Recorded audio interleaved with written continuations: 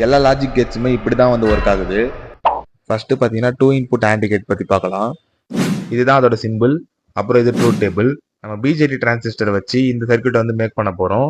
Make பண்ணி இந்த truth டேபிளோட output வருதான்னு சொல்லிட்டு செக் பண்ணலாம்.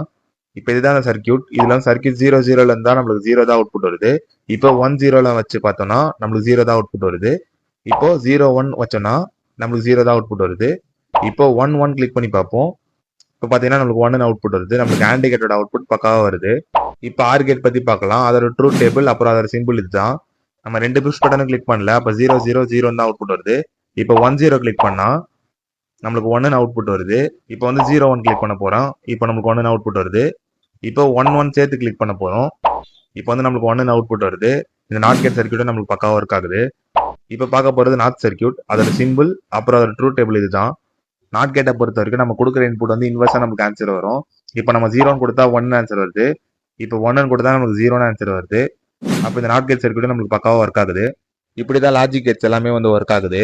இந்த சர்க்யூட்ல நான் எப்படி மேக் பண்ணன்ற ஃபுல் வீடியோ வேணும்னா கமெண்ட்ல லாஜிக் கேட் அப்படி சொல்லிட்டு போடுங்க. இந்த வீடியோவை உங்க எலக்ட்ரானிக் ஃப்ரெண்டுக்கு ஷேர் பண்ணிட்டு நம்ம ஐடியா வந்து ஃபாலோ பண்ணி வச்சுக்கோங்க. வரண்டா சின்னசாமி.